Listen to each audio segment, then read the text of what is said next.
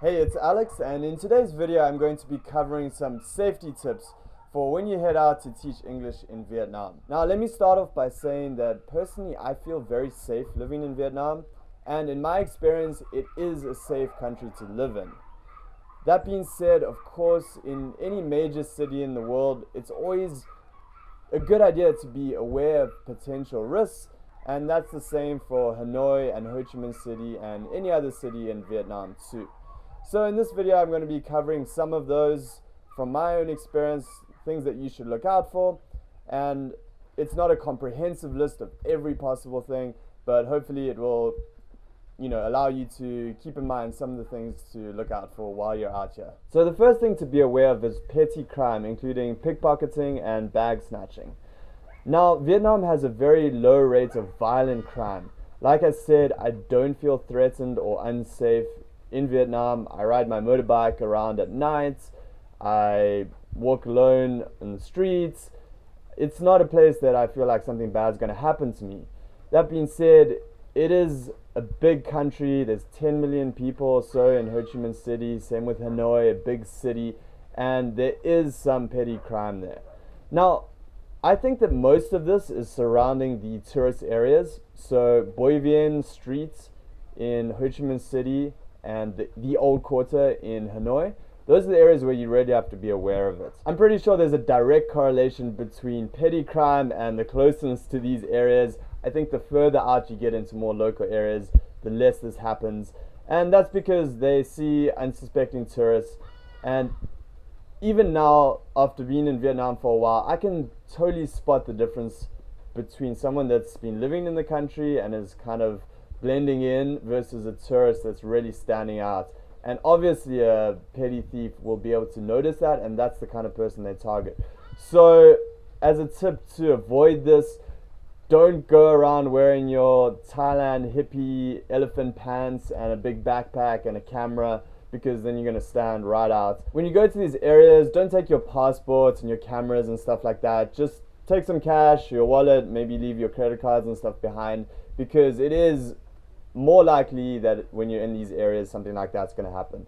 If you go out at night, don't hold your phone up in the street, because someone might come by on their motorbike and grab it. Likewise, for girls, don't wear a handbag with a thin strap, because a motorbike might come by and try to pull it off you. They even cut the strap sometimes. So that's just something to be aware of. The second one is to do with home break-ins, and I don't think this is very common, but I have heard of a few cases where, especially where people don't suspect that someone would actually be able to get up to where they stay, they've got in and broken in. And that happens if you live in a high-rise building or something like that, and you're like, there's no way someone could get in, and you leave your balcony door unlocked or a window open, and that can happen. And I think these thieves are really nimble. They can get up there. Like I said, for the most part, it's not a very common thing, but just be aware of that. When you choose an apartment, choose one that looks like it has good security, and then that really shouldn't be much of a problem. So moving on to the third thing, and I really think this is more of a problem than crime, and that's safety on the roads. Because the traffic is crazy. There's thousands, hundreds of thousands of motorbikes. The traffic is just absolutely chaotic, and laws of the road aren't exactly obeyed all the time. So when you're driving a motorbike, just really try to drive slowly. If you're walking along the streets, just bear in mind that motorbikes may come up onto the pavement, and you got to watch out for that. With big buses, they don't stop. I think motorbikes and cars will often kind of get out of your way. Just pay attention for buses, because they totally rule the road in Vietnam. Get out of the way if you see a bus coming. And in general, just try and be as safe as possible.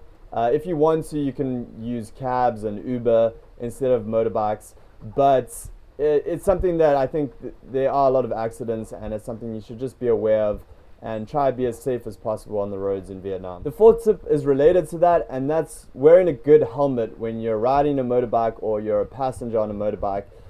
Because when you're in Vietnam, you'll see everyone has these kind of half-head helmets on, which are really not that great at protecting you if you did get into an accident.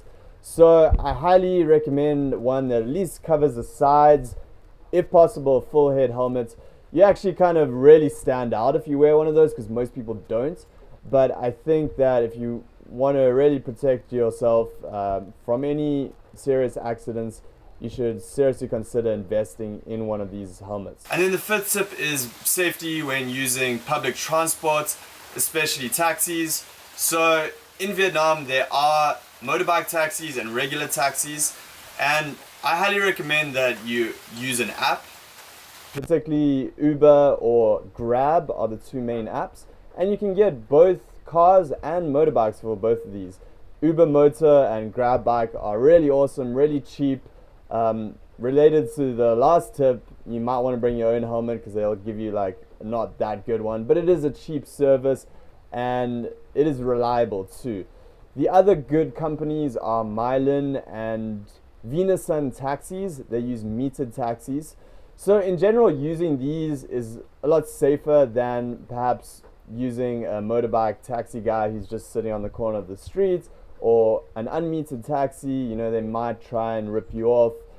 Or at night, it's also a good idea to use these because you don't know if you're just getting into an unmarked taxi or getting on a motorbike with some guy, you know what's going to happen. But if you use the apps, I think that's a very good way of doing it. Just late at night especially, make sure you use a Mylin or Venasun taxi or one of the apps. If you have any safety tips to add, leave a comment below and we can start a discussion down there to help each other out and become more aware. Please keep it constructive with helpful tips without getting into any arguments or discussions about crime in Vietnam. We want to make this just a place that will help people out who are thinking of coming out here. Because like I've mentioned in lots of videos, it's a great country to live in, and if you follow these tips and whatever other tips people come up with, you can live a great lifestyle in Vietnam. So for now, thanks for watching. I hope you found this useful, and I'll speak to you soon in a new video.